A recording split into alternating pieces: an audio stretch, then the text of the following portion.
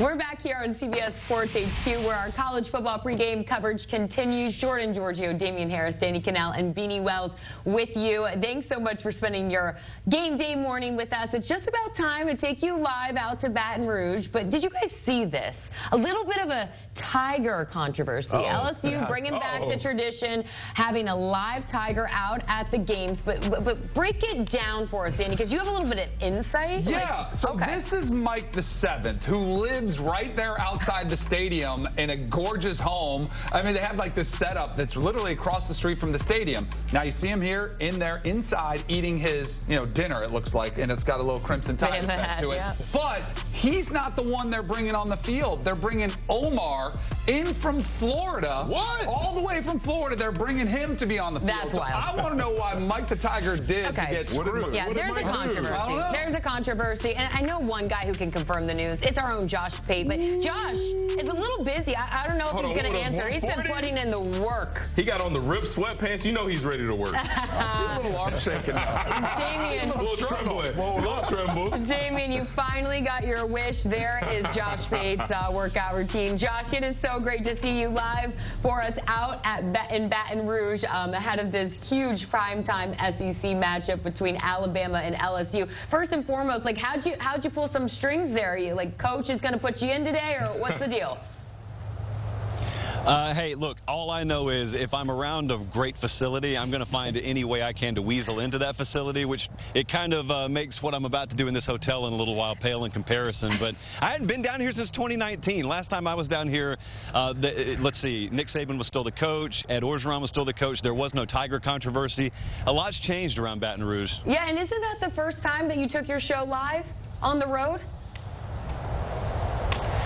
Yeah, it was. That was back in a different time. That was back when we we had bubble gum and paper clips holding the entire operation together. The LSU folks kind of rocket shipped us, and I wouldn't even know Danny Cannell if it wasn't for LSU. Think about how different both of our lives would be. Oh, well, Baton Rouge, a special place to you. Let's go ahead and get your take on this highly anticipated game. Both teams needing a win today. Yeah, I think if you could tell me either ground game would be consistent, it would go a long way in giving me comfort. I look at LSU, some teams don't run the ball because they can't run the ball. They don't have the horses in the backfield. They don't have the guys up front. I don't necessarily look at LSU just on paper, especially in the offensive line, and think that. I talked to some of the coaches yesterday. They're kind of brutally honest about it. They're just saying we haven't leaned on it enough. We haven't committed to it enough. We should be able to do it.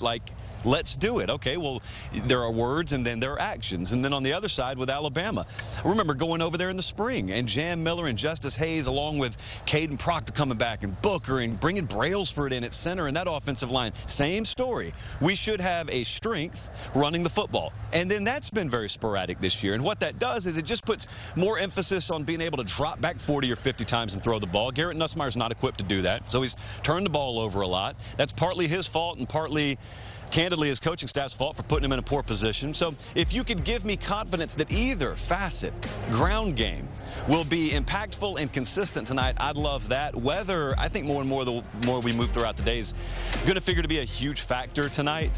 Heavy rain, thunderstorms potentially in the forecast. We may not get out of there until like 3 a.m. If Jalen Milroe is right and that factors in, it should lean heavily Alabama. If Jalen Milroe's legs are back, if he can stretch the field vertically, honestly, if that's the case and it's dry, I would lean slightly Alabama. But because all this stuff's been thrown in a blender and there is a little bit of inconsistency both sides, I just let home field take it for me. I leaned really, really slightly to LSU. Hey, there's going to be a ton of talent on the field. I mean, obviously we know what Alabama has. Nick Saban has said in the past, you can shake a tree anywhere in Louisiana and find a five-star guy. So with so much talent on the field tonight on display, who is going to be the X factor in this game that's not named Jalen Milroe or Garrett Nussmeier? It's been a little while since we talked about Ryan Williams, hasn't it? It's been it seems like it's been a few weeks since we saw him break games open, and I would think him on Alabama side kind of hypocritical sounding, as I just talked about the run game the whole 2 minutes and 30 seconds I took up. But I would say Ryan Williams, and then we look at him, Damian, but also Jeremy Bernard was brought in here from Washington for games like this. It may be that it's 3 or 4 catches, but if it's 3 or 4 catches in the biggest moments, then that's the difference in this game. Then on the other side, Kyron Lacey, Aaron Anderson, like those guys will not in my estimation, light up the stat sheet tonight. I don't expect some like Devontae Smith type performance, but if you can come through on 3rd and 9 in a big moment and move the chains and give your team a fresh set of downs, could be the difference here. All right, Pate, let's go down the street in the SEC to Oxford, Mississippi with another big matchup. And now we've got Lane Kiffin to try to do something he hasn't yet, and that's really have that big signature win over one of the powerhouses in the SEC with the Georgia Bulldogs coming to town. They come in with questions themselves with Carson Beck. What are you expecting out of this matchup there in Oxford? Yeah, I think Ole Miss is going to win the game, Danny. I think last year this was just abuse to watch. This was 52-17. Georgia running the ball at will. They had over 600 yards total offense. And I'm telling you, that's not tasting your blood. Like, that's just getting splattered. And that forces you as a team and a program in Ole Miss to go back to the drawing board. They took it so personally that they didn't have their program and their team in a better position to succeed. And they went out and got a defensive line pretty much wholesale changing their front. They won't look anything today like they looked then. And conversely, this Georgia ground game is in the 90s this year. So they haven't been their normal effective self. This Ole Miss run defense is top 5 in the country.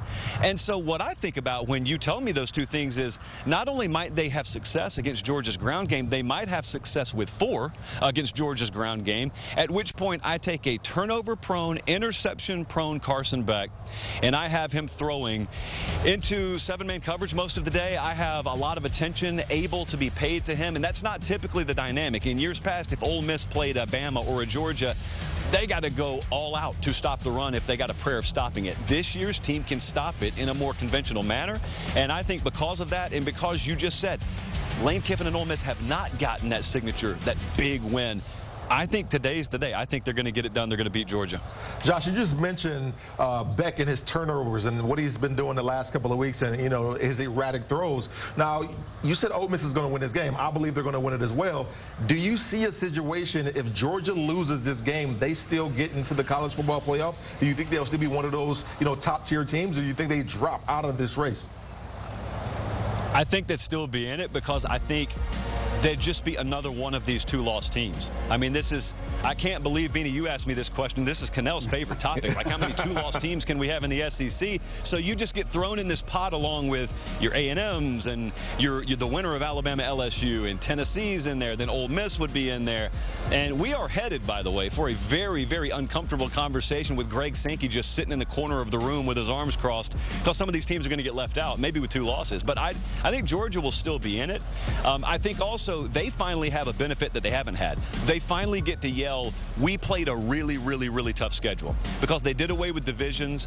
Georgia was the biggest beneficiary of the division format, along with Florida and Tennessee being down during the divisional era. So they finally went to Alabama this year. They went to Texas. They went to Ole Miss. And by the way, that Texas win on the road will be a gigantic feather in their cap that's probably one of the biggest that anyone in that 2-loss group would have to tout. So I think they'd still be in it. Well, it'll be a huge game from Oxford. It would be a huge game and a huge statement for Lane Kiffin and company. You know, also like Baton Rouge, this game, the weather is supposed to be a little questionable as well. Well, we can't let you go, Josh, without talking about the #1 team in the nation. Oregon seeks a comfortable win over the worst team in the Big Ten today as it hosts Maryland. We know Dan Lanning's team isn't overlooking lesser opponents. So with that being said, what are you paying attention to in this one?